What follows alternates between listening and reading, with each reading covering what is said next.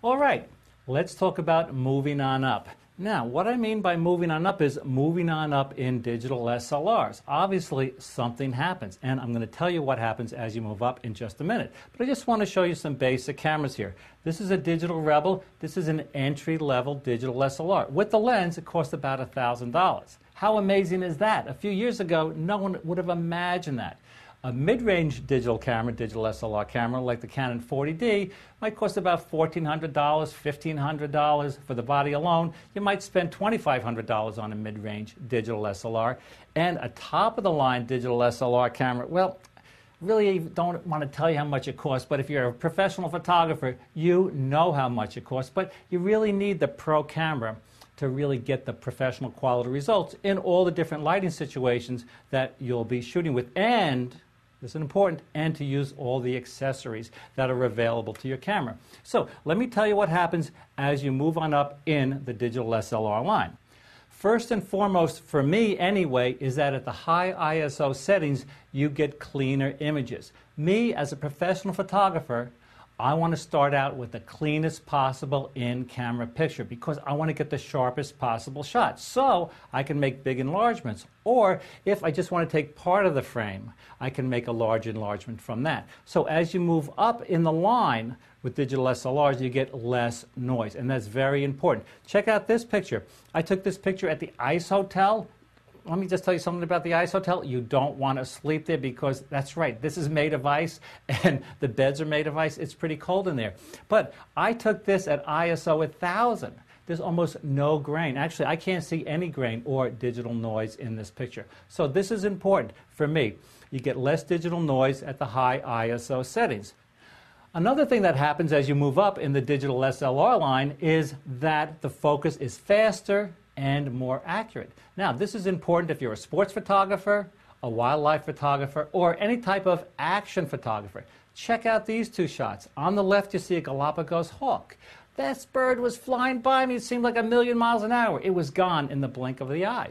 Same thing with the picture on the right. This is an African fish eagle. It was just taken off. These birds move really fast. So the focus is really important for, again, action photographers, sports photographers, and wildlife photographers. Another thing that happens as you move up in the line is the frame rate is faster and the write speed, the image written to the card, is faster. And this is also important for sports photographers, action photographers, and wildlife photographers. Now, as I mentioned before, as you move up in the line, all the accessories work to their full capacity with the digital SLR. For example, with an entry-level digital SLR, if you put a tele-extender on it and a telephoto zoom lens, it may not focus in certain situations, or it may not autofocus at all. So with the top-of-the-line digital SLR camera, it will. All the accessories function to their full capacity, again, with the top-of-the-line digital SLR. So if you want to take advantage of, all the accessories, all the lenses, all the flashes, all the everything else, you want to go with the high-end digital SLR. As you move up in the line, something else happens. You have more menu options and you have more custom functions. This is important if you really want to customize your camera and set it up to your own personal needs. For example, most digital SLRs, when you get them, when you press the shutter release button, what happens is the camera focuses first and then it takes the picture. You release the shutter. But some photographers like to set the focus to one of the back buttons. So you press this back button, then you press the shutter release button. So this is just one example of the custom functions that are available on higher-end digital SLR cameras. Here's something else that happens when you move up in the line with digital SLRs.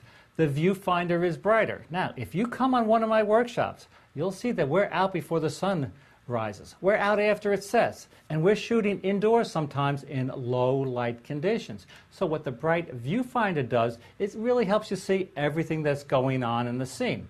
Something else happens. You have more information in the viewfinder so you can make better exposure decisions. Check out this shot. I was up in the Arctic freezing my buns off. It was minus 35 degrees. I've never been so cold in my life. So I really didn't have that much time to make a good exposure outside. But because I had all that exposure information at my fingertips, I was really able to raise my camera and point and shoot. And that's what digital SLR photography really has to become. You have to know your camera inside and out, so it becomes like point and shoot photography. Let me give you a quick example. Eric Clapton, my favorite guitar player. Do you think when he plays, he's thinking about the note he played, the note he's playing, and the note he's going to play next? No, it just happens. And this is what has to happen when you're taking pictures. You have to know all the camera controls. You have to know exactly what they're going to do so you can get the best possible shot and just concentrate on composition.